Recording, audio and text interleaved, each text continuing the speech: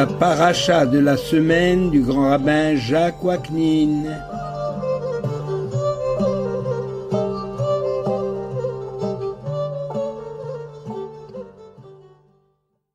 Chers amis, bonjour. La paracha Shemot, les Juifs et l'exil dans l'histoire.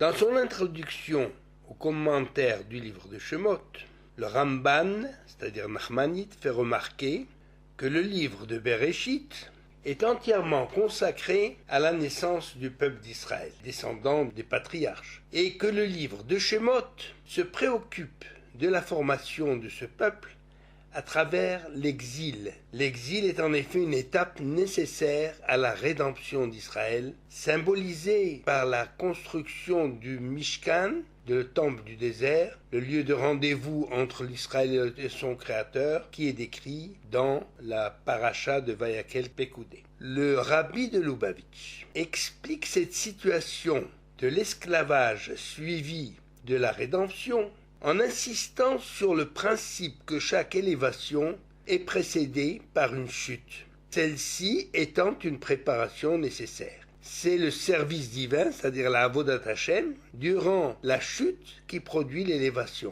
L'action des patriarches et la fidélité du peuple réduit en esclavage en Égypte ont favorisé le don de la Torah. Eh bien, il en sera de même pour le Mashiach, notre culte permanent rendu à Hachem en exil, visant à purifier toute l'essence du monde, suscitera donc la venue du Rédempteur. L'exil dans l'histoire. Le mot galout, qui désigne l'exil, c'est-à-dire le déplacement d'une population de son pays vers une contrée étrangère pour y vivre en captivité, n'est pas employé dans toute la Torah. On ne trouve pas ce mot de galout, mais on trouve son emploi dans les prophètes contemporains de l'exil d'Israël, après la destruction du premier temple en 586, avant l'ère courante, chez Jérémie et chez Ezechiel.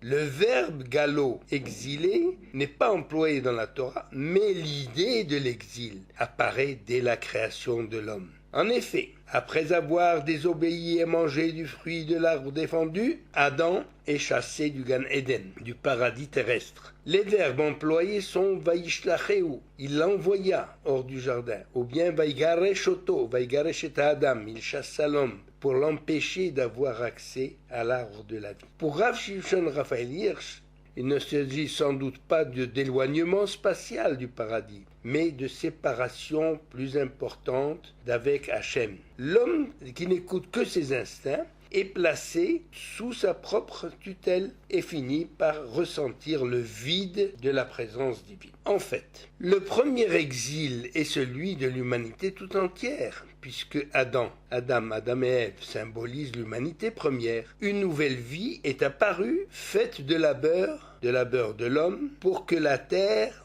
donne son produit. Cet exil et ces épreuves sont la conséquence de la faute d'Adam. L'exil est donc lié à une faute, tant au niveau individuel qu'à celui de tout un peuple. C'est ainsi que dans la paracha Kitavo, la pire des malédictions semble être l'exil, parce qu'il est écrit « Parce que tu n'as pas servi Hachem avec joie et bonté du cœur, tu serviras tes ennemis, etc. dans la faim, dans la soif, dans la nudité, dans le manque de tout, et il fera peser son joug sur ton cou. » C'est ce qui est écrit dans le Deutéronome 28-47, dans la paracha Kitavo. Cependant, l'exil du peuple d'Israël en Babylonie, après la destruction du premier temple, et l'exil en Europe après la destruction du second temple, n'ont pas connu cette oppression de manière permanente. Peu à peu, avec l'évolution des pays de leur dispersion, dispersion des Juifs bien sûr, on a fini par désigner cet exil du peuple d'Israël par le terme d'origine grecque qu'on appelle la diaspora. En effet, déjà du temps du roi perse Cyrus, les Judéens avaient la possibilité de rentrer dans le pays, mais seul un cinquième a répondu à l'appel de ce grand roi, et les 4/5 étant restés justement dans la diaspora, en galoute. Ce phénomène s'était déjà produit en Égypte, où, malgré les conditions dramatiques de l'esclavage, seul un cinquième a profité de la libération d'Égypte en suivant Moïse. Nous n'avons pas besoin de remonter si loin dans notre histoire pour comprendre une situation similaire qui se déroule sous nos yeux. À l'annonce de la création de l'État d'Israël, tous les Juifs de par le monde ne se sont pas précipités pour être au rendez-vous de l'histoire. Comment expliquer ce phénomène ? Eh bien, tous les historiens sont d'accord que l'exil du peuple d'Israël est unique en son genre dans l'histoire de l'humanité. Israël est le seul peuple à avoir conservé son identité malgré toutes les pressions exercées sur lui, malgré toutes les tentatives de l'assimiler à l'identité ambiante, quel que soit le pays de sa dispersion. Israël est le seul peuple au monde à avoir un exil aussi long, plus de 2 millénaires, et à être demeuré fidèle à une terre que seuls ses ancêtres ont connue, la terre promise et donnée aux patriarches. Israël est le seul peuple au monde à avoir lutté pour conserver la tradition religieuse et culturelle de ses ancêtres. Cette lutte permanente lui a conféré un esprit combatif pour se maintenir en vie, malgré les périodes dramatiques et cruelles des persécutions qui ont mutilé le peuple pour un certain temps avant de se régénérer. Ce constat n'explique pas la réticence permanente d'une partie du peuple juif à rejoindre la terre reçue en héritage. Il est possible de découvrir une réponse partielle dans le récit de la création qui décrit la vie dans le Gan Eden avant la faute d'Adam et Ève, la vie après et puis la vie après la faute. Elohim dit: voici, je vous ai remis toute herbe se trouvant sur la surface de la terre, ainsi que tout arbre portant fruit, que cela vous serve de nourriture. C'est écrit dans la Genèse au chapitre 1, verset 29. L'humanité symbolisée par le premier couple, seule en vie, n'avait qu'à tendre la main pour subsister. Tout était à sa portée et sans effort particulier, au milieu d'un monde souriant et disponible.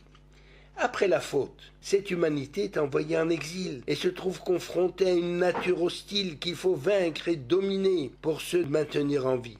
Et le texte dit à la femme, Dieu dit: j'aggraverai tes labeurs et ta grossesse. Tu enfanteras dans la douleur. Et à l'homme il dit: maudite soit la terre à cause de toi. C'est avec effort que tu en tireras ta nourriture. C'est à la sueur de ton front que tu mangeras ton pain.